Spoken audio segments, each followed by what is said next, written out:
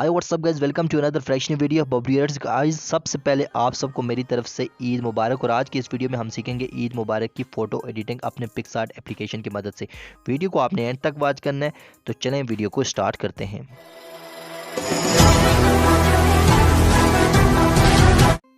Guys, तो PicsArt application को हमने ओपन कर लिया। पहले स्टेप में मैं आपको सिखाऊंगा कि आप किस तरह से अपनी फ़ोटो को सिंपल तरीके से जस्ट ईद मुबारक वाली पीएनजी को ऐड करके अपनी फ़ोटो को एडिट कर सकती हो। आपने अपनी एक फ़ोटो ऐड करनी है सबसे पहले। उसके बाद आपने क्या काम करना है, ऐड फोटो वाले टूल पे जाना है और यहाँ से ईद मुबारक की पीएनजीज़ को आपने ऐड कर लेना है। ठीक है, उन पीएनजीज़ को कैसे ऐड करना है, ऐड करने के बाद आपने बैंड वाले टूल पे जाना है और यहाँ से इसको स्क्रीन या मल्टीप्लाई या डार्कन कर देना है। ठीक है, अगर इसका कलर ब्लैक है तो आपने इसको इफेक्ट्स वाले टूल पर जाना है। इफेक्ट्स वाले टूल पर हम टैप करेंगे और इसको हम कलर्स पर जाके इसको नेगेटिव कर देंगे और इसका जो बैकग्राउंड है वो ब्लैक हो जाएगा, लेकिन इसका जो टेक्स्ट है वो क्या हो जाएगा, वाइट हो जाएगा। उसको दोबारा से हम बैंड वाले टूल पे जाएंगे और यहाँ से हम इसको स्क्रीन कर देंगे। स्क्रीन करने के बाद इसको अच्छे तरीके से आपने एडजस्ट करके थोड़ा सा बड़ा करके एडजस्ट कर लेना और यही वाला काम आपने दूसरी पीएनजीज़ के साथ भी करना है। और जस्ट 1 मिनट के अंदर आपकी फ़ोटो पे ईद मुबारक वाली स्टाइलिश पीएनजी ऐड हो जाएगी और आपकी फ़ोटो ईद मुबारक वाली फ़ोटो बन जाएगी। अब हम दूसरी एडिटिंग की तरफ चलते हैं।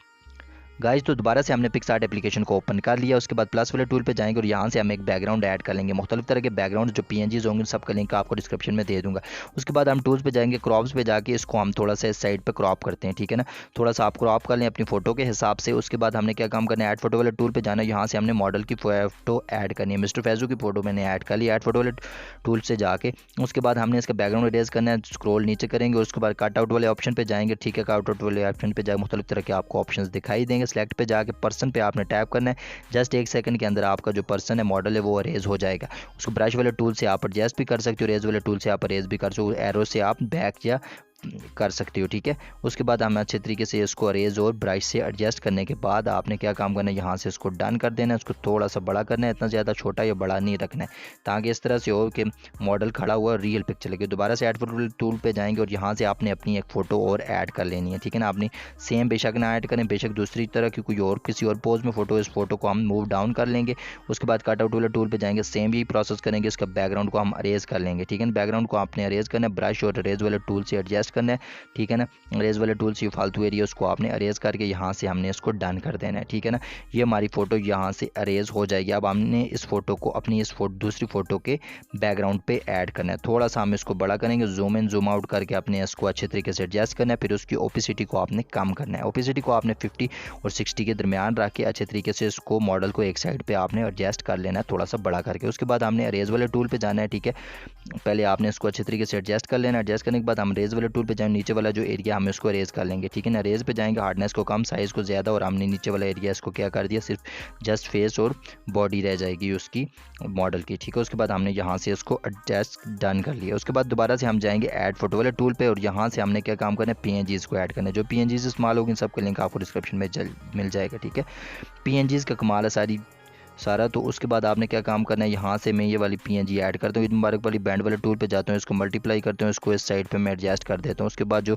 पिजन वाली पीएनजी है, दोबारा से मैं क्या काम करता हूँ, उसको मन को मूव डाउन करते हैं, इसका डुप्लीकेट क्रिएट करता हूँ और इसको मैं क्रॉप करके आधों को इस साइड पर रख देता हूँ और आधे पिजन्स की पीएनजीज़ को इस साइड पर एडजस्ट कर लेता हूँ। ठीक है ना, इस तरह से आपने इसको एडजस्ट कर लेना। उसके बाद जो मून वाली पीएनजी, बैंड वाले ऑप्शन पे जाके स्क्रीन करके छोटा सा मून वाली पीएनजी को आपने इस तरह से इसके ऊपर एडजस्ट कर लेना और यहाँ से आपने इसको डन कर लेना है। ठीक है, डन करने के बाद हमने क्या काम करना है, अब हम नेक्स्ट एडिटिंग जो करेंगे वो लाइट रूम एप्लीकेशन के अंदर हम थोड़ी सी कलर ग्रेडिंग करेंगे और यहाँ से आपने इसको सेव कर लेना है।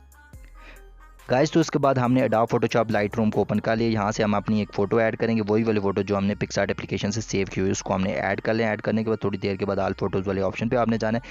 यहाँ पे एक फ़ोटो आएगी, ठीक है, वही वाली जो आपने ऐड की होगी, उस पर आपने टैप करना है। टैप करने के बाद आपने क्या काम करना है, सबसे पहला जो ऑप्शन है, जो लाइट वाले ऑप्शन पर आपने जाना है, उस एक्सपोजर को आपने कम करना है, कंट्रास्ट को आपने थोड़ा सा ज़्यादा करना है, बिग हाईलाइट्स को कम करना है, शेडो को आपने अपनी फ़ोटो के हिसाब से कम या ज़्यादा कर सकते हो। जैसे आपकी वाइट्स को कम और ब्लैक्स को हमने हल्का सा टच करके 7 रख देना है। उसके बाद कलर वाले ऑप्शन पे जाने के उसकी टेम्परेचर को मैं अपनी फ़ोटो के हिसाब से कम रखता हूँ, आप ज़्यादा भी कर सकते हो, मैं इसको थोड़ा सा कम करता हूँ। ठीक है ना, माइनस में लेके जाता हूँ, -4 मैंने रख दी। और टेंट को आपने अपने हिसाब से जो कलर ग्रेडिंग आप रखना चाह रहे हो वो कर सकते हो। उसके बाद हमने नीचे वाइब्रेंस वाले ऑप्शन को आप 50 तकरीबन रख दो। ठीक है, सिचुएशन के साथ आप बिल्कुल न छेड़ो।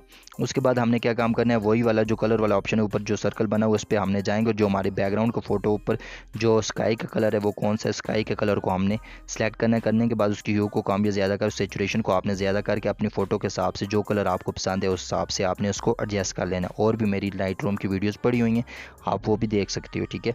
उसके बाद यहाँ से मैं इसको डन कर सकता हूँ।